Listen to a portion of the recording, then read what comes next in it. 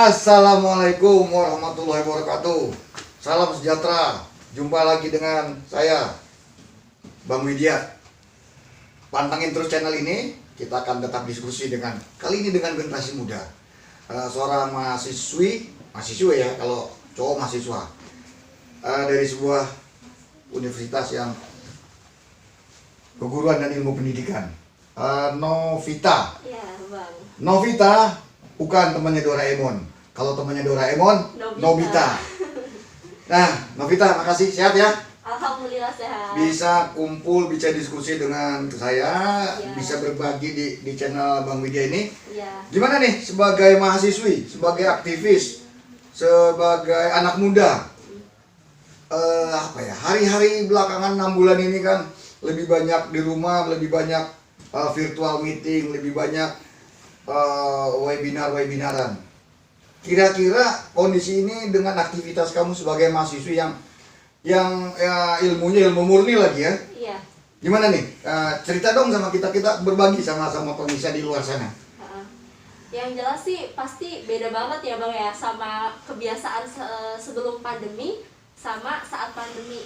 Pas sebelum pandemi itu karena emang saya kuliah di ilmu murni, pasti lebih banyak memakan waktu di laboratorium, kuliah lapangan.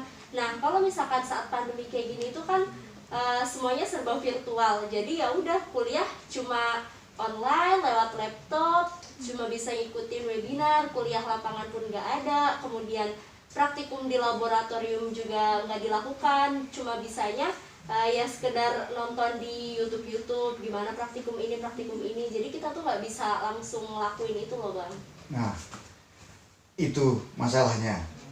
Tetap menekuni ilmu murni, jangan ganti Pertalite atau Pertamax. Karena gini, tentunya kamu dan rekan-rekan satu angkatan sekarang sudah semester berapa? 5. Semester 5 lagi rawan-rawannya persiapan tugas akhir ya? Iya. Sudah mulai harusnya bersiap diri. Kira-kira harapannya apa nih? Apakah bisa mengerjakan tugas akhir tepat waktu atau bagaimana dengan kondisi seperti ini? Harapannya sih tetap bisa ngelakuin tugas akhir tepat waktu. Harapannya ya semoga aja pandemi ini cepet-cepet kelar deh ya Bang ya. Soalnya kan tugas akhir saya, maksudnya saya berharap saya mau di lapangan untuk kelanjutan skripsi saya. Kan kita juga perlu laboratorium buat ngetes segala macam. Masa iya sih kita gak bisa di lapangan terus masih pandemi secara virtual, itu kan benar-benar menghambat banget gitu. Nah, pandemi segera berlalu. Jika tidak, kira-kira apa yang akan dilakukan oleh teman-teman mahasiswa dan mahasiswi yang terutama ilmu murni yang banyak praktek di lab dan di lapangan nih? Jika berkepanjangan, katakanlah sampai akhir tahun 2021, karena 2021 kan baru dimulai uji lab untuk obat anti COVID. Iya. Nah, kalau berkepanjangan gimana nih? Apa yang akan kalian lakukan? Ya mungkin kita langsung mengubah topik tugas akhir kita ya Bang ya. Ya mau gimana lagi, daripada nanti kita lulusnya tertunda, lebih baik mengubah topik penelitian kita. Nah mungkin kalau misalkan emang udah bener-bener butuh laboratorium, mungkin ya bisa lah kita minta izin sama pihak kampus buat pakai laboratorium. Yang penting kita masih tetap menggunakan protokol kesehatan gitu sih Bang.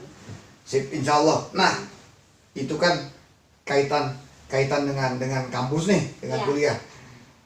Aktif di organisasi di luar mahasiswa atau di kampus selain kuliah? Saya aktif di pramuka aja sih Bang. Oh, pramuka. Aduh, sama dong sama saya. Nah, bagi waktunya gimana nih? Antara kesibukan kuliah sama kegiatan pramuka sama ya komunikasi kalian sebagai anak muda, semuanya lebih banyak virtual kan? Ini aja kita janjiannya susah sekali nih biar bisa diskusi dan ketemu. Iya. Menyiasatinya gimana antara kuliah, kegiatan di luar kampus, bergaul dengan teman-teman? Ya untuk kuliah itu kan sudah ada jadwalnya, jadi tidak bisa diganggu-gugat. Nah kebetulan karena saya kuliahnya negeri, jadi kan jadwalnya tetap dari hari Senin sampai Jumat. Nah mungkin nanti di hari weekend, Sabtu dan Minggu itu bisa saya pakai buat organisasi atau buat bersosialisasi sama teman-teman atau sama keluarga seperti itu.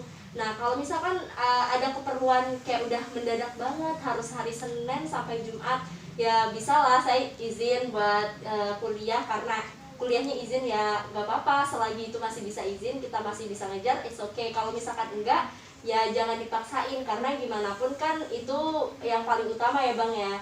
Nah buat menyiasatinya ya udah kita paling virtual segala macam.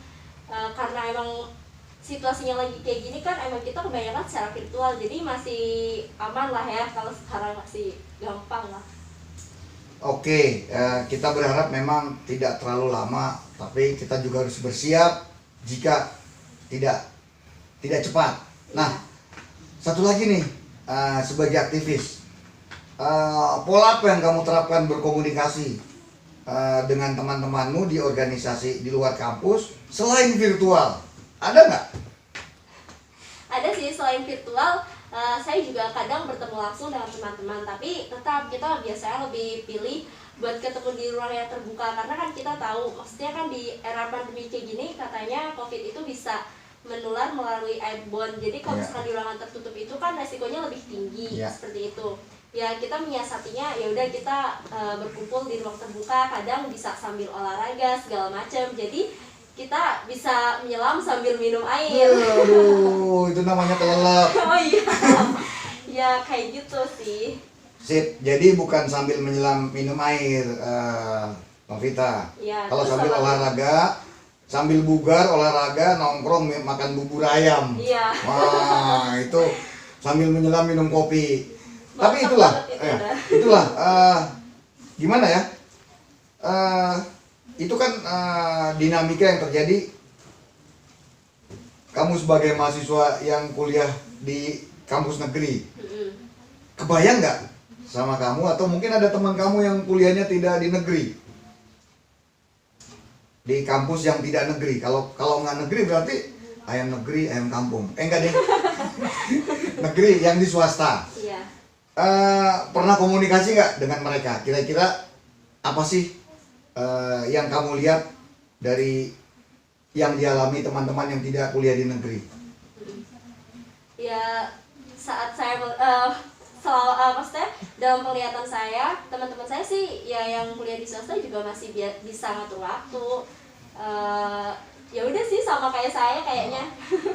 Nah, negeri, mahasiswa negeri di bawah pemerintah, apakah mahasiswa negeri dapat bantuan kuota? Iya. Jadi dari kampus ada subsidi kuota, saya dapat setiap bulan itu kita dapat subsidi kuota 30 giga.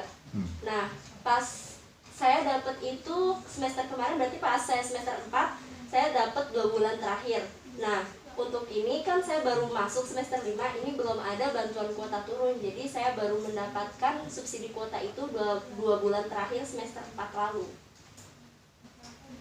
Terlambat, belum turun, atau memang kenapa nih yang belum turun semester 5-nya nih? Sepertinya karena memang mahasiswa juga banyak yang terkendala untuk pembayaran UKT di kampus. Jadi kampus juga belum bisa memproses untuk subsidi kuota. Nah, kabarnya lagi dari Ristek TV juga akan memberikan subsidi kuota. Jadi nantinya ada registrasinya agar mahasiswa itu bisa dapat subsidi kuota tersebut, gitu Bang. Ya. Ya mungkin nanti dari situ kalau semester ini kemungkinan. Minggu ini kok terakhir tuh.